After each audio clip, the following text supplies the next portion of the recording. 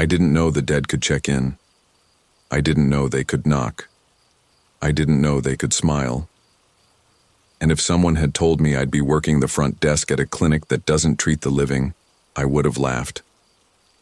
But now I sit behind this counter every night, watching things walk through the doors that were buried long before I was born. I answer phones that echo with my own voice, serve patients who bleed soil instead of blood, and every night I wonder if I'll make it to morning with my skin still on me. I'm the night receptionist at a place where the only patients are dead, and if I follow the rules exactly, I live. One mistake, and they'll treat me next. You want to know what happens if I break the rules? You want to know why the man with no eyes asked for me by name? Why the thing in the vents knows my birthday? Why they keep checking in using names of people who haven't died yet? Good. Then you'll have to stay with me until the very end. Because once I tell you what's behind the storage room door, what Rule 6 really means, you'll never sleep with the lights off again. It was the second night of the job when I started to feel like the walls were watching me. The first night, everything was strange, sure, but I convinced myself I was being paranoid. Maybe I just wasn't used to overnight shifts. Maybe the buzz of the fluorescent lights, the hum of the ancient ventilation system, and the distant sound of creaking floorboards were just signs of an old building with bad maintenance. I told myself that even though the hallway lights dimmed every time I blinked, even though the security feed showed shadows walking across empty rooms, and even though no one ever left through the doors they entered, that it was all part of some bizarre setup I didn't understand yet. But when the woman at the desk handed me the rules that night, I realized this wasn't a misunderstanding or a trick of the mind. This job had terms, unholy terms. She appeared without warning, standing in the hallway where no footsteps had come. Her uniform was sterile green, and her face was almost human, if you ignored the missing eyebrows and the mouth that stayed just a little too wide. She held a clipboard to her chest like it was sacred, and her voice, when she finally spoke, felt like the wind through dry wheat. If you wish to survive, you must follow the rules. Not one mistake, not one. I asked her what she meant, but she didn't respond. Just handed me the clipboard and vanished the moment I blinked. I didn't hear her leave. There was no door creak, no hallway echo. She was just gone. The clipboard was warm in my hands like it had just been held for a long, long time. I looked down at the page. The paper was yellowed, rough, and the ink looked faded, but the rules were perfectly legible, like they were burned into the page. At first I thought maybe it was a gimmick, some weird orientation document meant to haze new hires. But then I read each line again. Something about them made the hairs on my arms rise. Something ancient, like they weren't written by people but recorded by survivors. Here's what they said. Rule 1. When the front door buzzes, do not open it unless the figure on the camera casts a shadow. If there is no shadow, they are not here for help. They are here for you. Rule 2. If a patient checks in and asks for someone who shares your name, do not confirm it even if they seem familiar. Redirect them to the waiting room and avoid eye contact. They do not know you. They only want to. Rule 3. You must answer every phone call that comes to the front desk. But if the voice sounds like your own, hang up immediately and unplug the phone for 5 minutes. Do not speak. Do not make a sound. Do not breathe into the receiver. Rule 4. At some point during your shift, you will hear a lullaby coming from the air vents. When it begins, stand up immediately, face the nearest wall, and close your eyes. Do not look, no matter what you hear. When the singing stops, sit back down, and do not speak until someone else speaks first. Rule 5. If a patient tries to leave before treatment is finished, retrieve the iron chain under the desk and block the exit. Speak the phrase carved into the tag aloud, and keep your eyes on their face. If they start to cry, do not sympathize. If they scream, do not flinch. Rule 6. Once each shift, there will be a knock on the inside of the storage room door. It will knock only once. When this happens, open the door slowly and accept what is handed to you. Place it in locker 3B and lock it with the red key. Do not speak. Do not thank it. Do not look into its eyes. I read the list over and over, the words burning deeper into my memory each time, as if the paper didn't want me to forget. I felt nauseous just holding it. My stomach twisted with something I couldn't name, but I told myself I'd follow the rules, all of them, even if I didn't believe them yet. The rest of the clinic was dead silent, no pun intended. The desk was old, scratched from years of use, with a dusty monitor showing black and white security feeds. One for the lobby, one for the hallway, one for the treatment wing, and one for the storage room. There was a phone, a leather-bound sign-in book, a plastic nameplate with no name on it, and a drawer that stuck every time I tried to open it. I took a seat and tried to breathe normally, but it felt like the walls leaned a little closer every time I blinked. The lights didn't flicker. They pulsed, like a heartbeat. The silence broke when the door buzzed. I jumped. I turned to the monitor and saw a man standing at the front door. He looked normal enough. Gray coat, slouched posture, head tilted slightly to the side. But something about the way he stood still made my spine tighten. I checked for the shadow. It was there, long and crooked but solid. I took a breath and pressed the door release. The man stepped inside and stopped just short of the desk. His eyes were cloudy and pale. His mouth hung slightly open like he had forgotten how to close it. And his skin, God, his skin was like damp paper stretched too thin. He didn't blink. Not once. "I'm here to return," he said, in a voice that sounded like a man trying to remember how to be one. "My name is Ellis Drain." I nodded and tried to stay calm. I wrote it down. "Treatment will begin shortly. Please wait in the lobby." He stared at me for a moment longer than he should have, then walked slowly to a chair in the corner and sat down with a wet sigh. The phone rang. I flinched. I looked at it for a second, praying the line would go dead, but it kept ringing. I picked it up with a shaking hand. Ashpine Clinic, night reception. What came next still haunts me. "Why did you let him in?" said my voice. My exact voice, my pitch, my tone, my breathing. I slammed the phone down and ripped the cord from the wall, nearly falling backward in my chair. I stared at Ellis. He hadn't moved. Still sitting, still staring straight ahead. But the storage room camera was flickering, glitching. And then I heard the knock. One single knock. Soft, like fingers wrapped in cloth. But it came from the inside.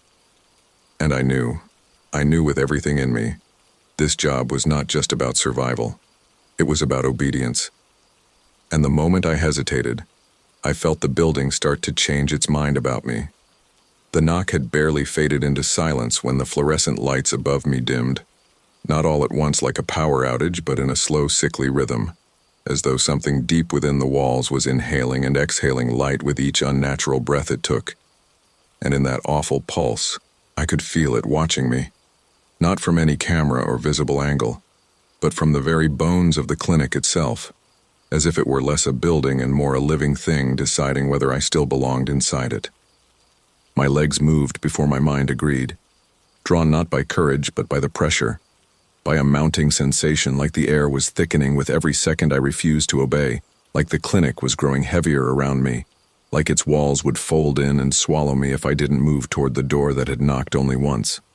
I stepped slowly, carefully, my shoes scraping lightly against the tile floor, and with each step I took toward the storage room, I felt the skin on the back of my neck tighten as though it expected something to reach out from behind, to grab, to tear, to punish me for thinking twice. The door to the storage room loomed taller than I remembered it, the doorknob a dull brass that looked darker now, like it had been handled by things with filthy hands. I remembered Rule 6. Open the door slowly. Accept what is handed to you. Place it in locker 3B. Lock it with the red key. Do not speak. Do not thank it. Do not look into its eyes. And even though my heart was jackhammering against my ribs and my instincts screamed to run, I reached for the knob, turned it inch by inch, and pulled the door open. The smell hit me first.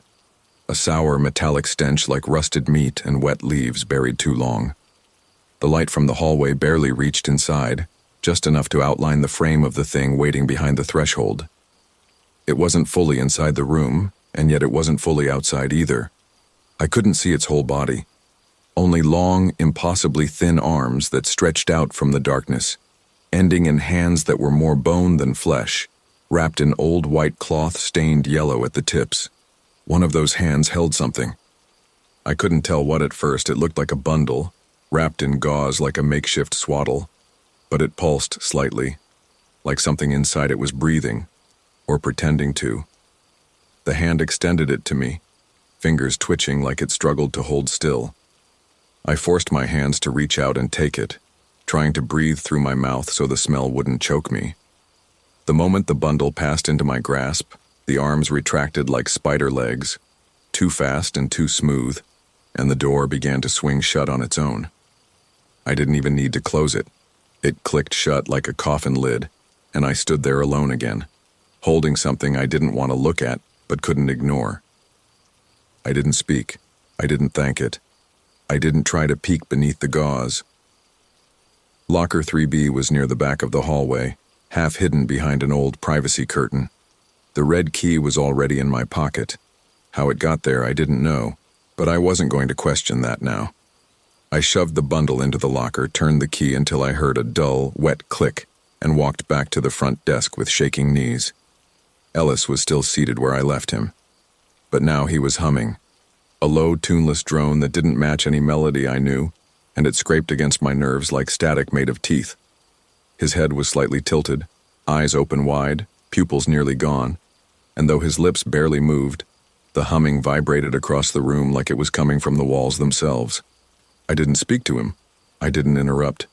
I just sat down, trying not to look at the unplugged phone, my eyes flicking toward the camera feed every few seconds. That's when the treatment wing door creaked open on its own. No footsteps, no buzz, no announcement. Just the slow, dragging squeal of a door that hadn't been touched, and the sound of soft, shuffling movement on the other side of the wall. I stared at Ellis.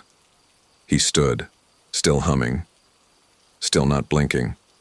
He turned and walked through that open door like he'd done it 1,000 times before. The moment his foot crossed the threshold, the humming stopped. The door slammed shut, and the security camera for the treatment wing went black. I sat there stunned, listening to the silence, but it didn't stay silent for long. The air vents began to creak, not from wind, not from temperature shifts, but with the deliberate groan of something crawling inside. Then, music, soft, fragile, a lullaby.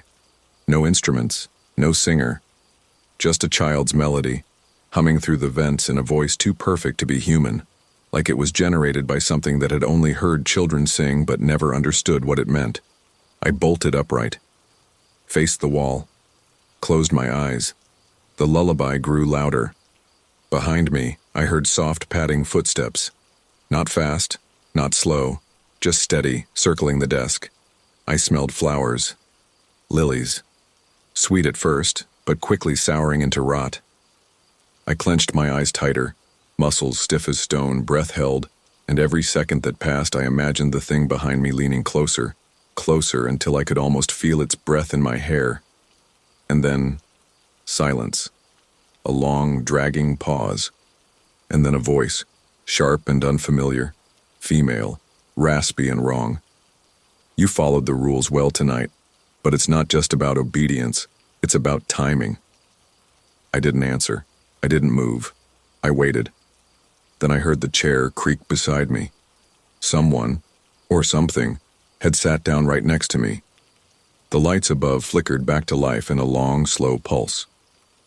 When I finally turned, the lobby was empty again. The camera feeds were normal, the phone line still unplugged, but the guest book had a new name scribbled on the bottom. Evelyn Ash, arrived early, still breathing. That's my mother's name. My hands went cold. The front door buzzed again. I shot a look at the monitor. A woman stood outside. Her face was unclear, blurry, like static had melted across her features. But she had hair like my mother, stood the way she stood. held a purse like she used to before the hospital took it away, but she had no shadow. I didn't open the door. I just stared. And then she raised her hand and pointed directly at the camera.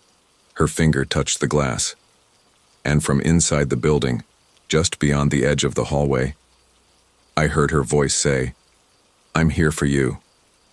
And I knew, beyond all doubt, Rule 2 was real. They do ask for your name. And they don't want confirmation. They want permission to come inside. They only look familiar because they've studied your grief. Because they know what you miss. Because they know exactly which face to wear when they come to take you.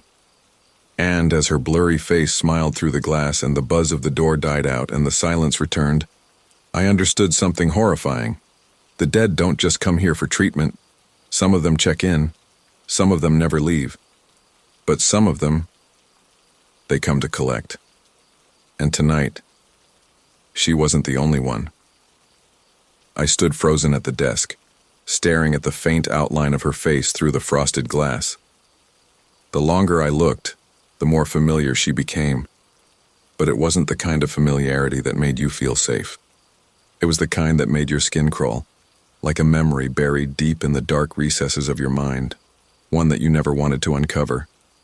But here it was, waiting to be exposed. Her smile twisted at the corners, and I could swear her eyes darkened just a fraction, as if she was aware of my every thought. A sudden coldness swept through the room, so thick it felt like I was breathing ice. My throat tightened, but I couldn't move. My limbs were heavy, like the weight of 1,000 unspoken words had shackled them in place. Then came the knock.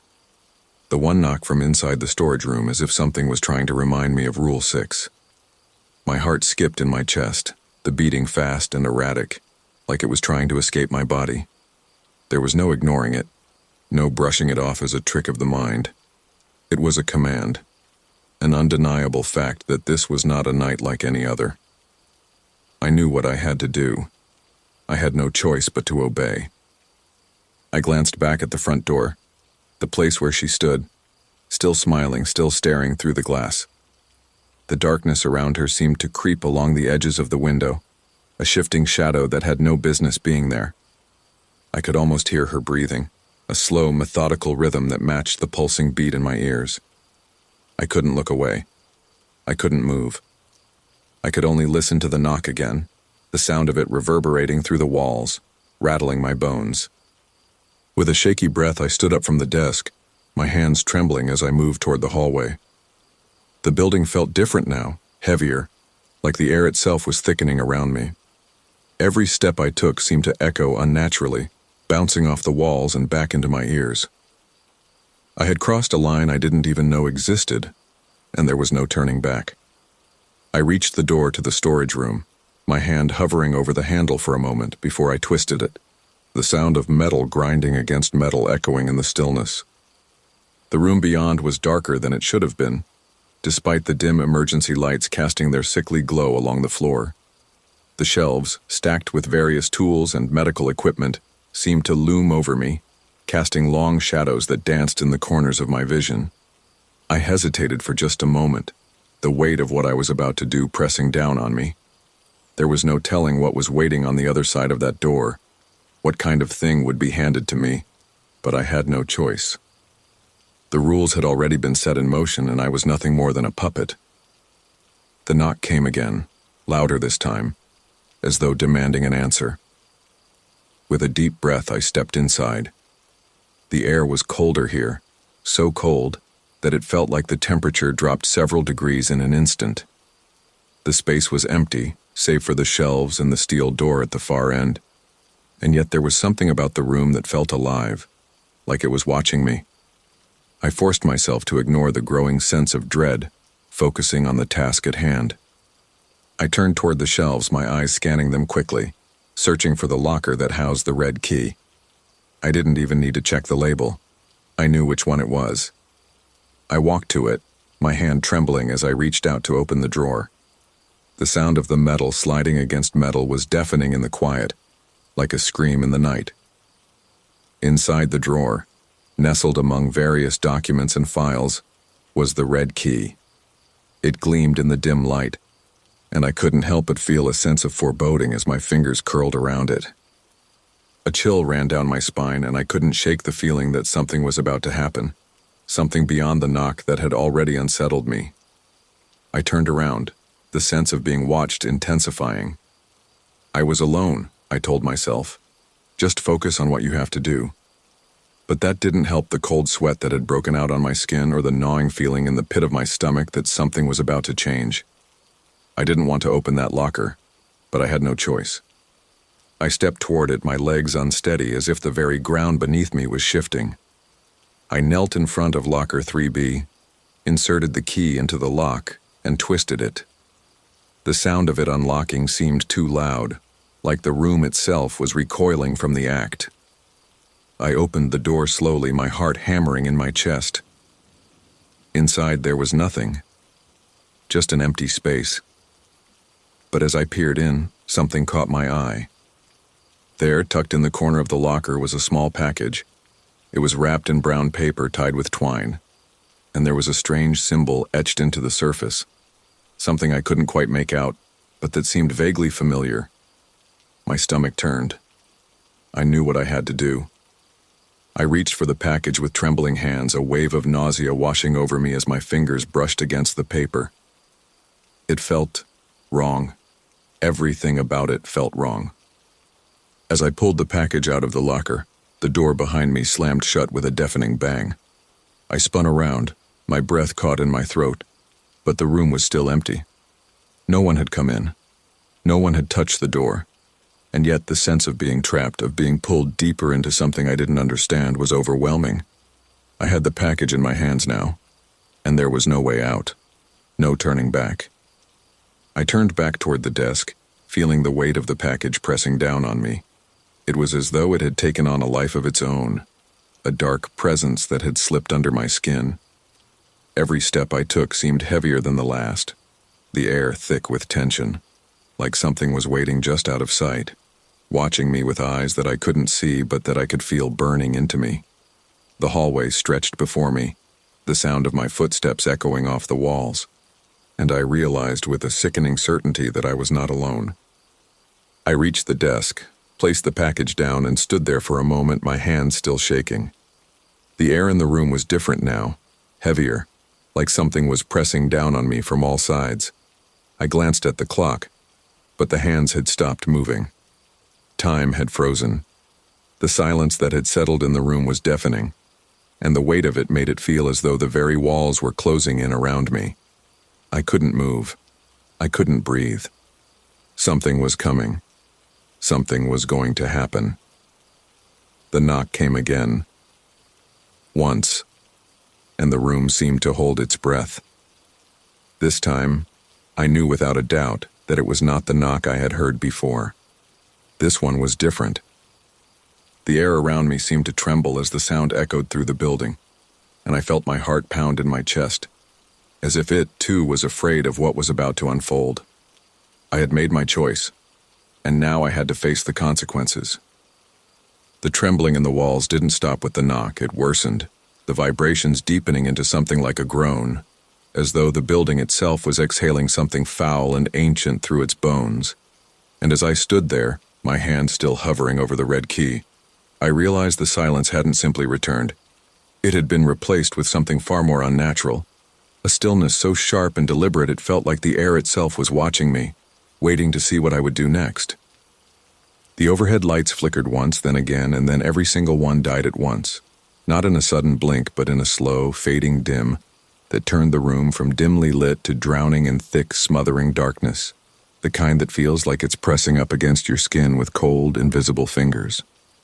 I didn't call out, not because I didn't want to, but because I physically couldn't, because whatever was filling the space around me had drawn all the breath from my lungs, all the moisture from my throat, and even the instinct to scream was swallowed by the heaviness now pooling at my feet like ink. I heard movement, not footsteps, not exactly, but something wet dragging across the linoleum just down the hall, something slow and deliberate, something that paused now and then as if listening, calculating, smelling for fear. And then, without warning, the lullaby began, not from the vents, not from the walls, but from directly behind me.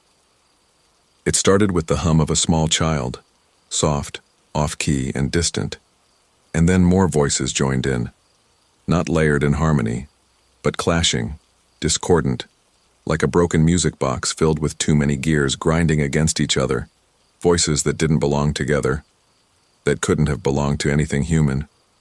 I knew what I was supposed to do. Rule 4 had etched itself into the core of my being by now.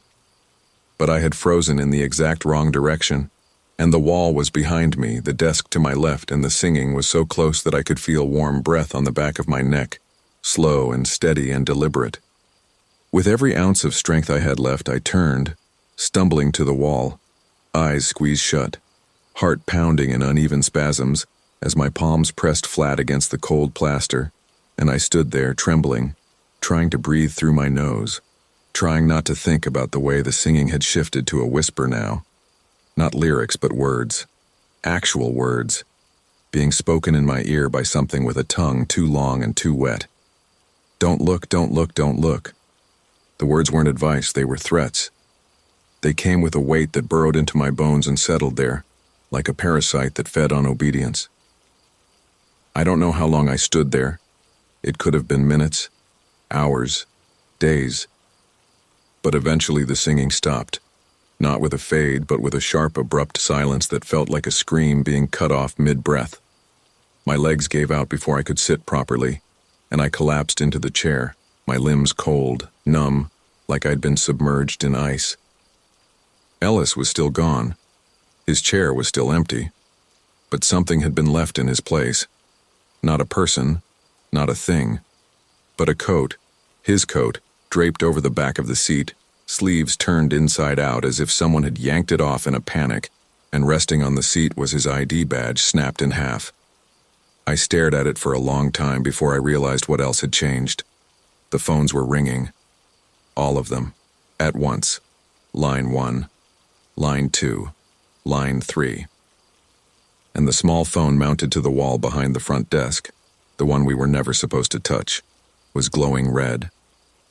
I stood up slowly, every joint aching, and I reached for the first phone, my hand trembling so badly it nearly slipped from the receiver, and when I pressed it to my ear, the only sound that came through was static, thick and warbled, like a storm underwater.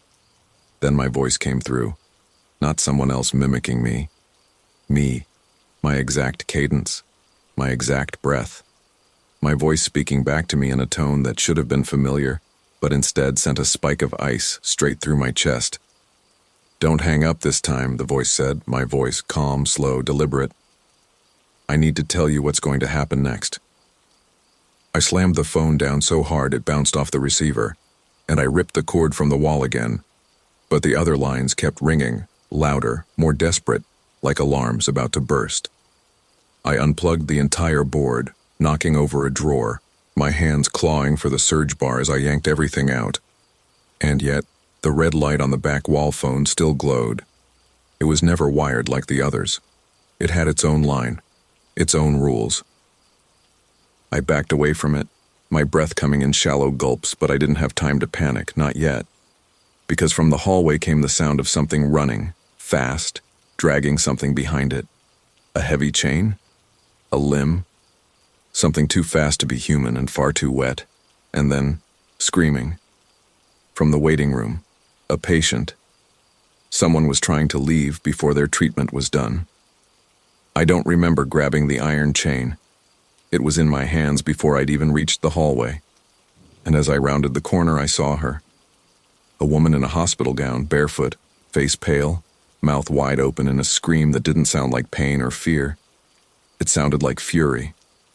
She was clawing at the door, throwing her full weight against it, and behind her, crawling slowly across the ceiling like it didn't care about gravity, was something gray and twisted and humanoid, but not quite. A thing with no eyes, only rows of mouths stretching down its spine, each one singing a different version of the same lullaby I'd just heard whispered into my ear. I raised the chain, stepped in front of the door, and shouted the phrase on the iron tag, barely managing to keep my voice from cracking. Return what was taken in the name of balance. Her scream cut off instantly. Her eyes met mine. She started to cry.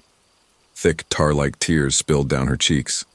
And she reached for me, her fingers curled like claws, her sobs silent but racking her whole body, and I remembered the rule. I could not sympathize, I could not flinch. I said it again, louder. Return what was taken in the name of balance. And the mouths on the creature's back all sang at once. The woman collapsed. Not like someone fainting, like someone unraveling. Her skin peeled away in sheets, her limbs folded back into themselves. Her body bent in impossible directions until she wasn't a person anymore, just a bundle of twitching fabric and bone, twitching like a spider's nest just disturbed. I locked the door behind her. I didn't look back. The building went quiet again. The red light was still blinking on the wall phone. And now? I had no choice. The phone would not stop.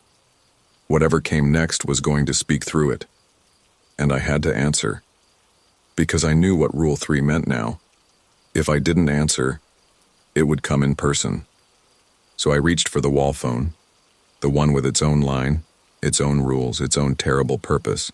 And as my fingertips brushed the cold plastic of the receiver, I realized my skin was damp. Not with sweat, but with something thicker, something that smelled like copper and soil. And when I gripped the handset and slowly lifted it to my ear, the ringing didn't stop as it should have, not immediately, but stretched for 1 second longer than it should, like the sound itself had to be pulled away, unwilling to let go. And when silence finally hit the line, it was not the kind that soothed, but the kind that settled into your chest like a second set of lungs that didn't belong to you. I stood there, every muscle locked, waiting for the voice that I already knew wouldn't come from anyone alive. And then, slowly, quietly, it arrived. Not mine this time. Not exactly, but close, impossibly close. Like someone had taken my voice apart and stitched it back together using pieces of other voices, threading syllables with sinew and static, until what came through the line was both me and not me, a mocking reflection that carried weight and purpose and hatred. "You're late," it said, dragging the vowels out as if the act of speaking was painful, like it had to chew every sound through teeth that weren't meant for speech. "You were supposed to open the door 3 minutes ago. You kept it waiting." I did what the rule said, I managed, my own voice sounding brittle and paper-thin in contrast, like I was just background noise in a call that didn't really need me. It chuckled, not in amusement but in cruelty, a deep rattle that felt like something clawing its way through a vent shaft behind my ears. "Yes, but the rules have changed. You've seen too much now, touched too much, heard what you weren't meant to, and there are consequences for that." Behind me, every single phone began to ring again, not one after the other, but all at once, a chorus of shrill alarms rising into the air like shrieks from buried mouths, and the sound was so loud, so crushing, that it felt like the air was folding inward, warping, ready to tear itself apart from the inside. The voice on the wall phone continued, unfazed by the chaos. "There's one more rule you haven't heard yet, the final rule, the one reserved for those who make it to the end." I pressed the receiver tighter against my ear, trying to block out the other phones, trying to hold on to whatever thread of sanity I had left. "What is it?" I asked, even though every part of me already regretted doing so. It didn't answer right away. Instead, I heard breathing. Not from one person, but many. Hundreds of ragged, shallow, overlapping breaths, as if the line had become a tunnel, and on the other side, something alive was pressed against it, listening, waiting. Then the voice returned. "Rule 7. When the shift ends, if you're still here, you stay. Forever. This building doesn't let survivors go." The call ended with a sound I couldn't describe, like bones grinding underwater, like something old being sealed shut, and the red light blinked out. The silence that followed wasn't peaceful. It was a silence that had purpose, a silence that expected me to do something now. And before I could decide what that was, the buzzing started. Not the phones this time. The front door. That unmistakable buzz of the security lock being pressed, long and low. I stumbled to the monitor, hands shaking so violently I nearly knocked it off the desk, and when I looked at the feed, when I saw who was standing outside, I felt something rupture inside me. It was a man, middle-aged, wearing a blood-stained white shirt and hospital bracelet, and he was me. Not like the voice on the phone had been like me. This was me, my face, my posture, my scowl. But his eyes were empty, completely white, the kind of white that made you think of blindness or death or things left too long in the dark. He was staring directly at the camera, unblinking, unmoving. I almost didn't look for the shadow. I didn't want to know, but I had to. And when I leaned forward, heart clenching, I saw it. Nothing. No shadow. Not even a blur. The man who wore my skin cast no reflection against the pavement. Rule 1. They are not here for help. They are here for you. I backed away from the monitor just as the door buzzed again, longer this time, insistent, and then I heard something else. Footsteps in the hallway, behind the front desk, soft and wet and wrong, like someone walking barefoot through blood. The knock on the storage room door came next. One knock, only one. Rule 6. I had no time to think, no time to decide which rule mattered more. I sprinted toward the back, toward the storage door, because that knock only happened once per shift, and if I didn't accept whatever it gave me, I knew, something worse would happen.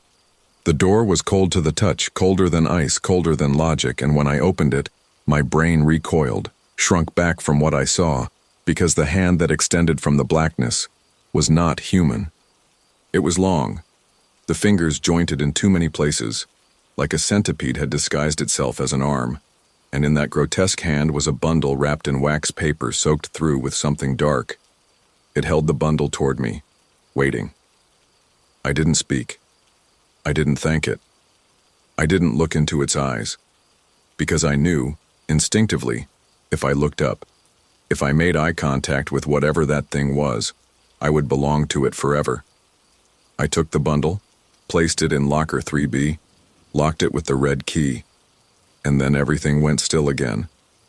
But not for long, because when I turned around, the lights were flickering red. Not off, not dying, just red, pulsing, like a heartbeat.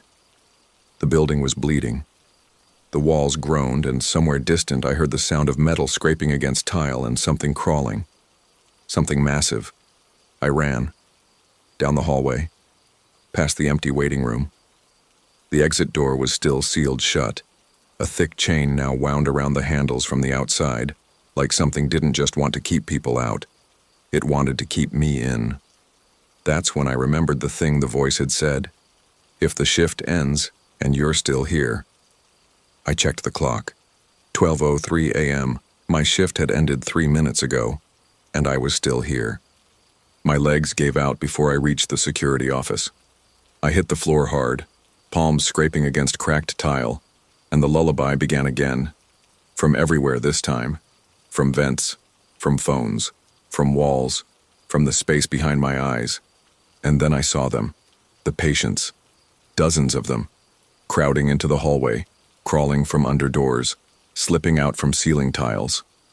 Their faces were broken, literally cracked open, split from jaw to temple, teeth exposed, eyes melted shut, hands twitching with needle scars and IV tubes still dragging behind them like tails. They spoke in unison, voices like a windstorm through a grave. You stay. I wanted to run, I wanted to scream, but I couldn't because I understood now.